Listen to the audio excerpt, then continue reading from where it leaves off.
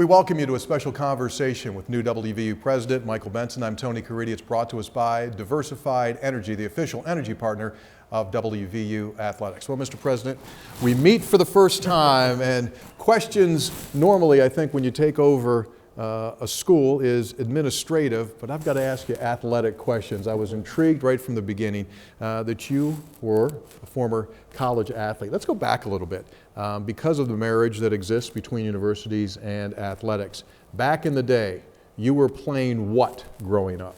So growing up in Texas, you got to play football. So I played football until I broke my leg pretty severely. I was a safety on my middle school football team.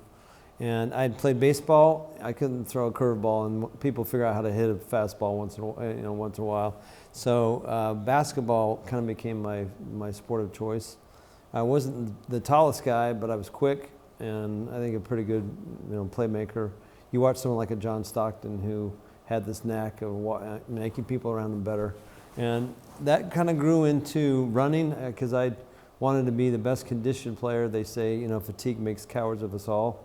So I couldn't maybe outshoot or outjump other opponents, but I could outwork them and just out-effort them. So I started running. And my running actually got to the point where I was offered a half-mile scholarship at the University of Utah. I was a half-miler, and then that got into marathoning. Had never tried one before, and my friend said, hey, there's the Desert News Marathon. I was, I think, 17 at the time. And sight unseen, we did a couple 20-milers. He said, you're ready? And I ran a 2:57 was my first time, and then eventually got it down to a 2:41, qualified for Boston when I was 18. There were 19 teenagers from all over the world that ran that year. And that was quite an experience. I mean, to get to that kind of apex of distance running. And then that kind of, I still run once in a while until I get my left knee replaced, but running was kind of my favorite thing, but I always loved basketball. Yeah. How did you make it to BYU? What was the transition to get that offer and then to be there and play? So as the youngest of 6 kids, my parents said, yeah, great, you got an offer at Utah, but you're not going there, because that was their, as you know, they're kind of arch rivals. So went to BYU my freshman year, then took 2 years out, did a church mission in Rome, Italy. Fell in love with Italy, but not so much soccer until I had kids, which is kind of ironic because at the time Maradona was playing for Naples, and I was in Naples for 6 months. And then when I got back to BYU, continued to play basketball, and then 5 of us that used to play together at work all tried out for the JV team at BYU. And this was 1988, and this is when BYU got to number 2 in the country. So they had Mike Smith, who played with the Celtics. They had Marty Hawes, Jeff Chapman. The Greg Kite, Danny Ainge years were a few years before that. But the best part of playing JV basketball was the WAC basketball tournament was hosted in Provo. And there was this point guard that everybody was talking about named Tim Hardaway. So I took 2 days off of classes, and they gave us like second-row seats, and I watched this unbelievable point guard that was doing this crossover dribble that nobody had ever seen before. And that I've always loved basketball. I've loved the Jazz, had a chance to play in England, but that was a unbelievable experience watching that amount of talent. And I've always been a big basketball fan. I can't wait to see a game in the Coliseum. Yeah, well, you'll certainly have a lot of fun. Let's jump it ahead now. We are in a period of evolution in college sports with expansion, obviously, in conferences, with the House decision now becoming final and revenue share.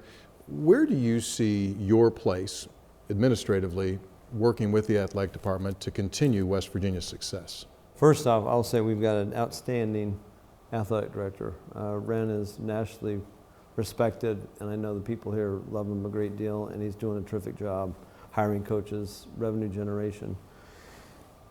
I'm going to let him do his job and the team. I'm very impressed with the group we have. I've gotten a chance to meet many of the coaches. Shortly after I got the job, I got a handwritten note from every single coach. And I thought, that's probably Ren encouraging them to do that. But I was really impressed by that. I mean, got to know Coach Sabins during baseball season. I only hope that WVU had made it through the Super Regional and we could have been together in Omaha. But having that experience was unbelievable. And Great season for rifle, for our 3,000 meter national champion. So all those things in the aggregate show that we do a tremendous amount with the resources that we have. So my job really is to support Ren, support our team, support our student athletes, the coaching staff, any way I can. And I'm going to be as big a fan as anybody, but I also want to emphasize, as I told another reporter the other day, we don't talk much about graduation success rates anymore, or graduation rates for that matter. And I want to get back to that, because so many kids are going in the portal with hopes that, hey, I'll get more playing time, the grass is greener, and then what happens? They don't get picked up and they lose their scholarship.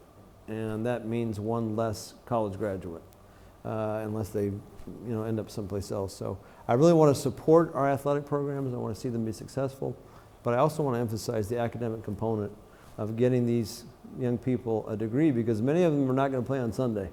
A few of them will make it to the pros, and I certainly hope they do, but their job is to get a degree here. Yeah. What is your philosophy in regard to the success of an athletic department, and in turn the synergy that gives to a university, i.e. athletics oftentimes is called the front door to a university? What has your experience been in that regard? I was working for the president at the University of Utah when Utah made it to the Final Four. Rick Majerus was our coach. Unfortunately, Utah has the distinction of losing the biggest halftime lead against Kentucky, and they lost. But we saw our applications spike by 250% just by that exposure. Fast forward a few years, Urban Meyer comes to town. He's our coach, puts Utah football on the map.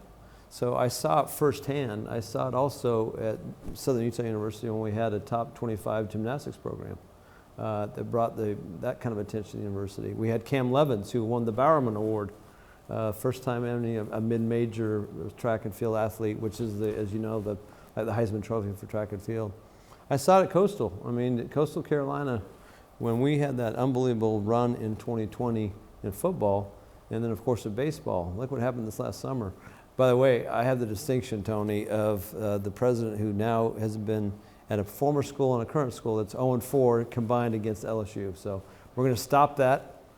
We hope next year. Beat the Tigers. That's right, beat the Tigers. So I really am excited about being a fan, but I'm excited about supporting our student athletes and our programs any way I can. Yeah, it always comes down to the dollars and cents. With the 16 teams in the Big 12 Conference, how do you feel West Virginia can maintain its competitive balance?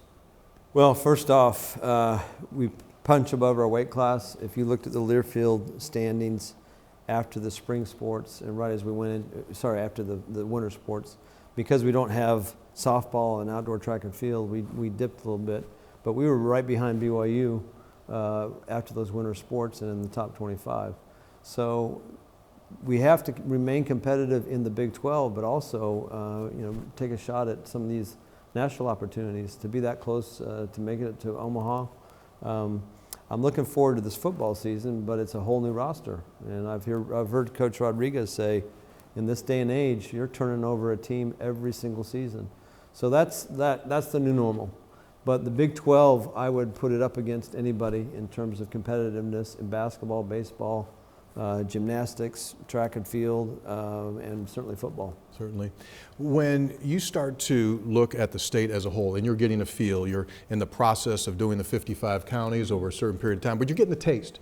What's your early taste been when you travel and you see that flying WV? It probably is a unique situation because you go far away and it still revolves around that. Have you caught that vibe yet? I have, and it's the only Division I Power 4 school in the state. I came from South Carolina where USC and Clemson get all the attention, or in Kentucky, it was Kentucky and Louisville. So it's great to be in a state where we're the big dog, and people will hang their hopes and their dreams and how they feel about things on how things go on Saturday afternoon, so I understand that. And I always want to make sure those fans feel connected to our teams and to our university. So it's not just about athletics, it's the fact that on our county tour, we saw WVU medicine everywhere. And those facilities have that flying WV on the side, and there's a tremendous amount of pride in that symbol, in that affiliation, in knowing that they're getting the best possible care because of the top flight university we have right here in Morgantown.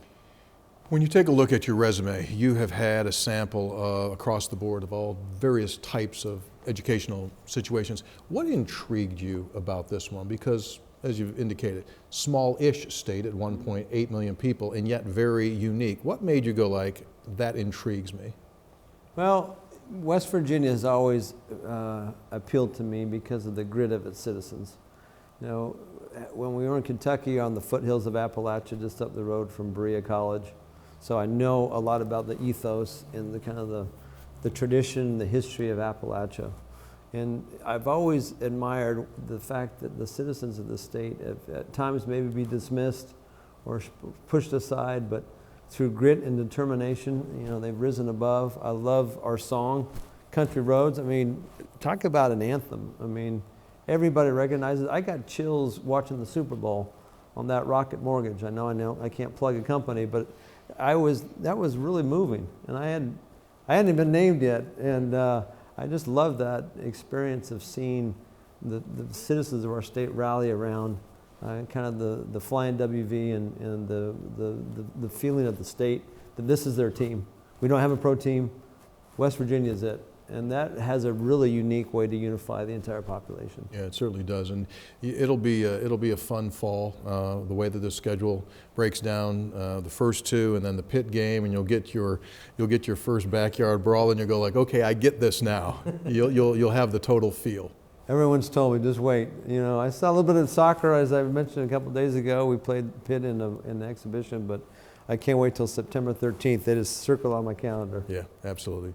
Very nice to meet you. Very nice to meet you. Thank you so much. Let's go. You got it. Our conversation with WVU President Michael Benson, brought to us by Diversified Energy.